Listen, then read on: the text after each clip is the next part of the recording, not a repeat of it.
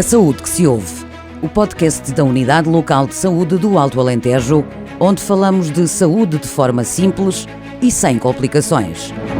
Trazemos conversas úteis, especialistas e temas que fazem a diferença no seu dia-a-dia. Porque cuidar da saúde também é saber ouvir. Bom dia, ouvintes da Rádio Porto Alegre. Estamos novamente para um podcast sobre a saúde que se ouve. Hoje temos connosco o Sr. Subintendente Patrício Almeida, da Segurança Pública de Porto Alegre. E o tema hoje é um tema que se calhar abrange muitos dos nossos ouvintes. Há silêncios que magoam mais do que palavras. Hoje falamos sobre violência doméstica na mulher e a importância de quebrar esse ciclo. Subintendente, muito bem-vindo. A violência doméstica, de uma forma resumida, podemos assumir que é a conduta que causa sofrimento físico, sexual, psicológico e até mesmo económico entre pessoas que vivem ou viveram no mesmo agregado familiar. As vítimas de violência doméstica são, na sua maioria, mulheres, mas também engloba crianças e homens. O que é violência doméstica? Ora, muito boa tarde a todos os ouvintes e obrigado pelo convite para estar aqui presente. Violência doméstica, efetivamente, é um fenómeno que nós consideramos de extrema gravidade, que constitui talvez a maior violação dos direitos humanos a nível mundial, e que prevalece a nível mundial. Existe violência doméstica em 500 casos pelo mundo inteiro. Violência doméstica é algo que atinge todo o tipo de sociedade. Vai desde os ricos, os pobres, culturas diferentes, religiões diferentes, sexos diferentes. Existe uma ideia pré-concebida muito errada, que é as famílias mais carenciadas, a que seriam supostamente alvo de, e essas situações aconteceriam, de violência doméstica aconteceriam neste tipo de famílias. Uma ideia completamente errada, porque isto pode atingir qualquer tipo de pessoa. Muitas das vezes as vítimas têm medo de denunciar. Você, sendo uma pessoa já bastante experiente nesta área, quais são os principais obstáculos, aqueles que são realmente os mais comuns e que identifica neste processo? Pela experiência que nós trazemos, acima de tudo, vergonha. É vergonha pública, vergonha social, junto de amigos, de familiares, dizer que estão a ser alvo, ou dar a conhecer que estão a ser alvo deste tipo de crime. Uma outra das razões que existe também, muito importante, é a parte económica. Ainda vivemos num país onde as diferenças salariais são algo relevantes enquanto masculinos e femininos. Depois temos a questão dos filhos também, que também é muito importante, porque muitas vezes as pessoas têm a ideia de fazer a violência doméstica, mas depois pensam o que é que vai acontecer aos meus filhos, vou ficar sem filhos, não vou, posso vê-los, não posso. E isto são, para mim, os principais 3 fatores da questão da violência doméstica. Permita-me também fazer outra questão. Existe um perfil do agressor? Não. Como eu disse, o crime de violência doméstica atinge todo o tipo de sociedade. Não podemos catalogar um agressor nem dar a entender que é por questões, por exemplo, como em tempos se falou, de alcoolismo, de toxicodependência, de parte de crise económico.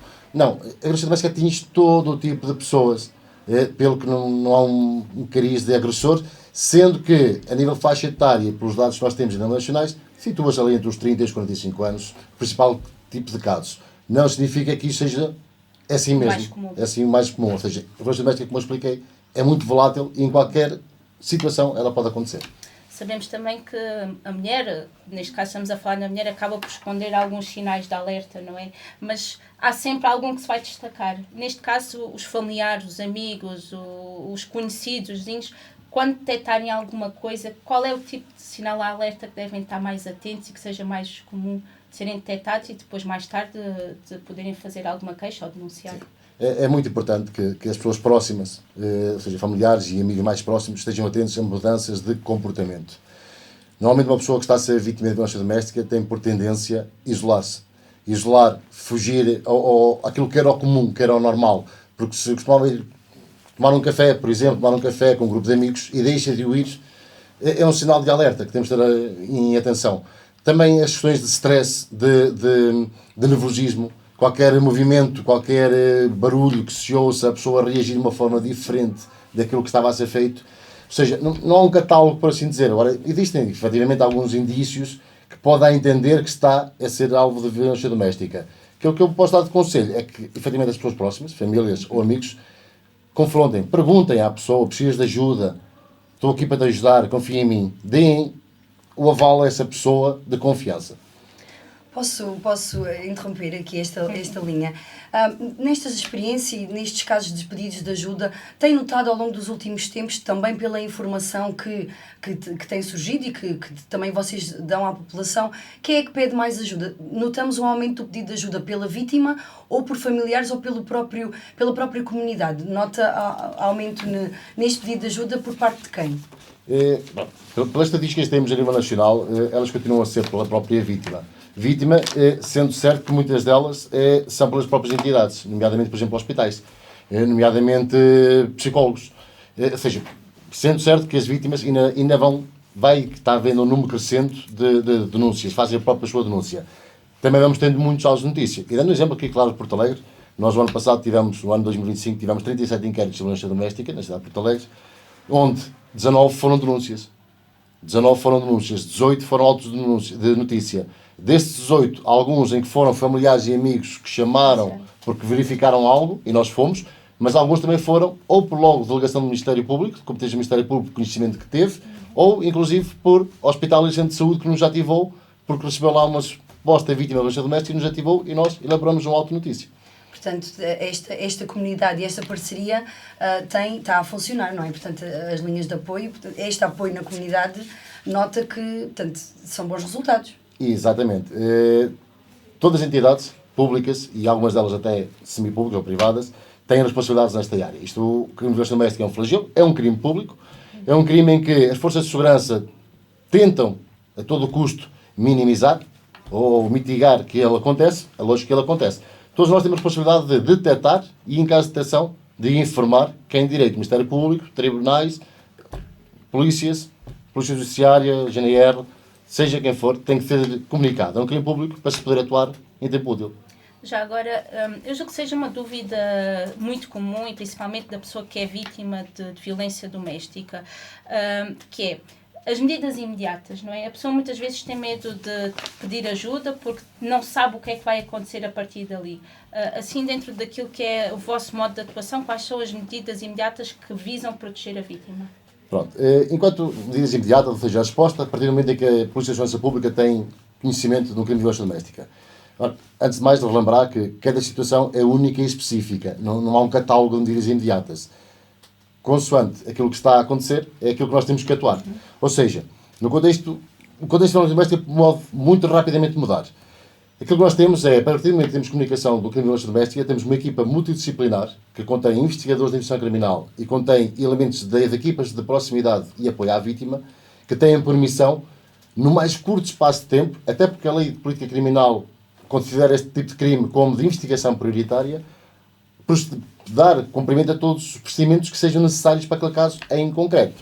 Pronto, por uma questão de exemplo, né, estas equipas são responsáveis por, junto à vítima, efetuar imediatamente um diagnóstico da situação, elaborar um plano de segurança que é entregue à própria vítima, proceder ao atendimento dessa vítima e apoio ao que ela necessitar, e quando eu aqui falo em apoio, lá está, caso a caso, verificarmos no local se essa vítima, por exemplo, precisa retirar bens de casa, se precisa de ser realojada numa casa de refúgio, porque não pode ficar na mesma casa que o agressor e não tem onde poder ficar, e aí contamos com outras entidades da sociedade, nomeadamente a APAV, a linha de apoio à vítimas, a linha SOS 24, SNS, essas entidades são todas importantes. Estas nossas equipas também são responsáveis por manter contactos periódicos, diários, com a vítima, perceber se está tudo a correr ainda dentro da normalidade possível ou está a haver um despolutar de violência. Encaminhar estas vítimas para os tais serviços de apoio social, caso seja necessário, e aconselhar a vítima sobre métodos de autoproteção. Como eu disse, a violência doméstica é um crime muito volátil, está em constante mudança, não podemos aferir que aconteceu isto e agora vai parar. Não vai. Pode não parar, pode explotar, pode parar, pode ficar num intermédio. Caso a caso, estas nossas equipas avaliam e tomam os seus devidos procedimentos com as suas necessidades. Subintendente, deixo aqui uma questão, já para finalizar. Em caso de pedido de ajuda, portanto, se a vítima necessitar de pedir ajuda, onde é que nós, enquanto unidade local de saúde, qual é o melhor sítio para ela se dirigir para pedir apoio? Todas as vítimas, sendo isto um crime público, a vítima pode pedir apoio em qualquer lado. Nas forças de segurança, principalmente, junto do Ministério Público, No entanto, e se por caso de receio de ser vista com as forças de segurança ou ter algum tipo de receio, pode muito bem deslocar-se a uma urgência do hospital. Deslocar-se a uma urgência do hospital.